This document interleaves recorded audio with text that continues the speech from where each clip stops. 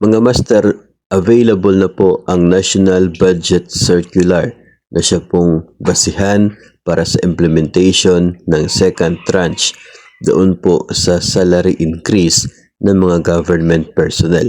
Ang NBC 597, ito po yung hinihintay ng mga payroll offices sa iba't iba pong ahensya para magiging basihan or basis po nila sa pag-implement doon po sa second tranche ng salary increase under Executive Order number 61 Series of 2024 na nilagdaan ni Pangulong Bongbong Marcos.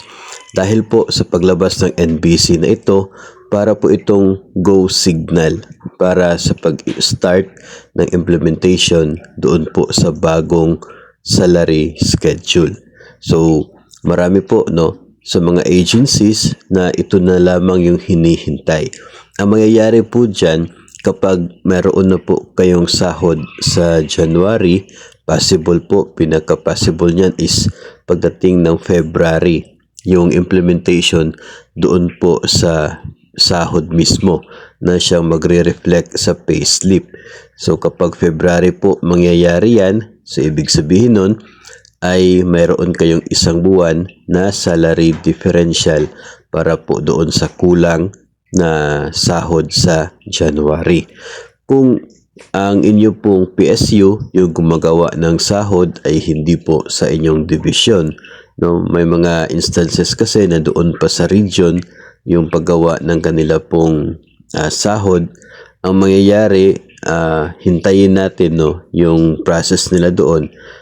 Based sa experience, karamihan ay inaabot ng mga nasa 3 months or 2 months bago mag-reflect sa kanila pong payslip.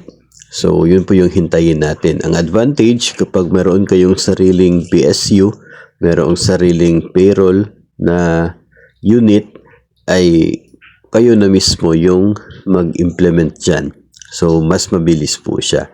So, yung mga nakatanggap na ng sahod sa January na nakabase pa rin sa 2024 na salary schedule, ang aasahan natin hopefully by February yung 2025 schedule na ang gagamitin at hintayin na lamang po yung any advisory related po sa salary differential para po sa buwan ng Enero. So, magandang balita po itong paglabas ng NBC 597 na ito.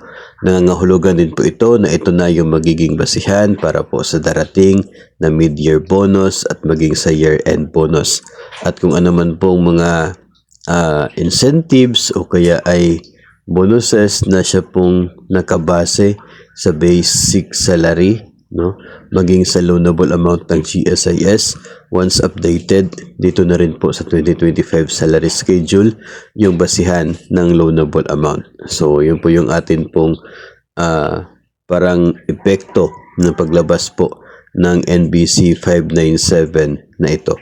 So, congrats na lang para po sa lahat ng mga makakatanggap ng bagong salary pagsimula po o pagdating po ng February.